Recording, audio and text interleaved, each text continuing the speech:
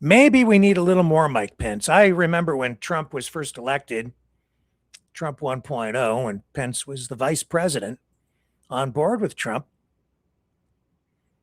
He was cleaning up Trump messes every bloody day. That's why he needed Mike Pence, because Trump would say stupid things, and then Mike Pence would have to come along, do a news conference, media scrums. He'd be asked about the stupid thing that Trump said, and he'd make excuses for him, clean up the mess so they could move along. That's what he did. He was the Trump fixer in terms of public relations. Felt sorry for him, actually. Maybe we need a little more Mike Pence. He on Face the Nation this week, he's got a new book out, and he's saying that conservatives have kind of lost their direction. He's saying that conservative principles are being ignored, denied, lost among the populist uprising, this populist government of Donald Trump. It's true. A lot of people don't want to hear that because Pence refused to just do what Trump wanted him to do on January 6th. He followed his conscience, not the order of the guy who was asking him to do something that was going against his morals. Good morning to you, Mr. Vice President. Good morning, Mark. Good to see you. You clearly think your party needs some reminders here. And you write that Americans are confused about what it means to be a conservative. You say, for many right-wing populists, grievance dictates policy.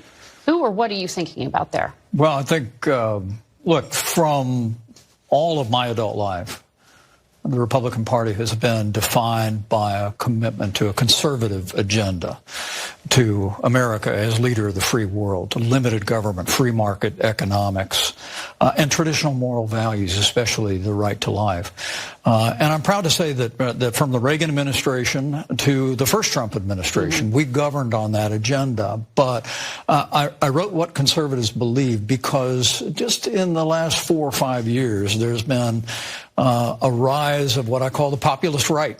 That focuses more on what we're against than what we're for, focuses more on grievance than a positive conservative agenda. I mean, the conservative movement has always been battling politically with the progressive left, but now there's a new threat from the populist right that would embrace policies of isolationism abroad, that would embrace big government and protectionism at home, marginalize the right to life. And as we go into this fall's elections and go into 2028, I thought it was important that we take a moment as a party and as a movement to remind ourselves what we believe.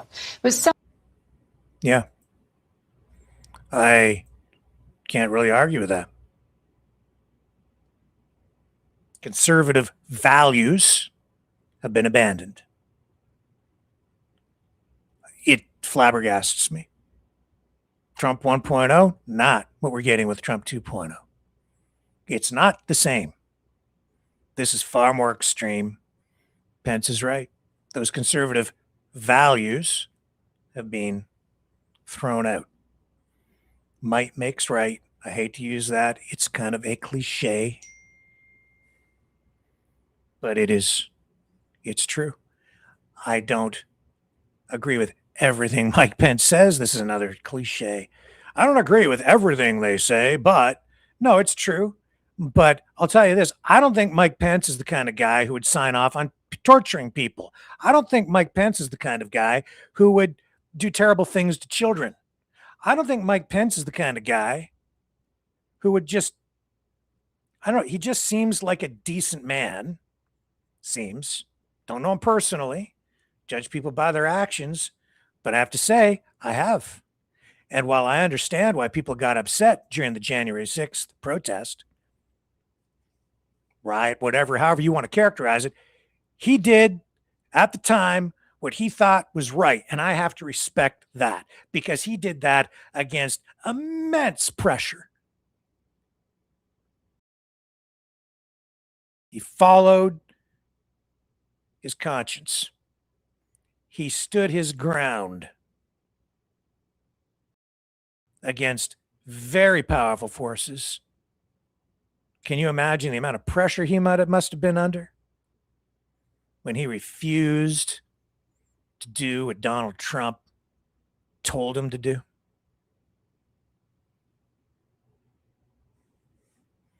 That takes courage. It takes conviction. That guy.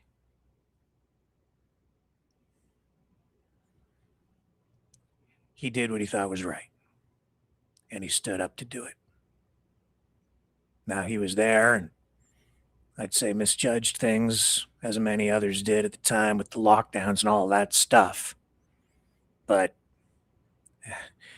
when it really came down to it, he stood his ground. And he's still out there. A man of conviction, a man of principle. That's rare. Still out there fighting too. I'm going to buy his book. I'm going to read it. What's his book called? It's, I believe it's over here. What Conservatives Believe, Rediscovering the Conservative Conscience. Here. So now I did not get paid to promote his book. What Conservatives Believe, Rediscovering the Conservative Conscience. Available on Amazon. Available now.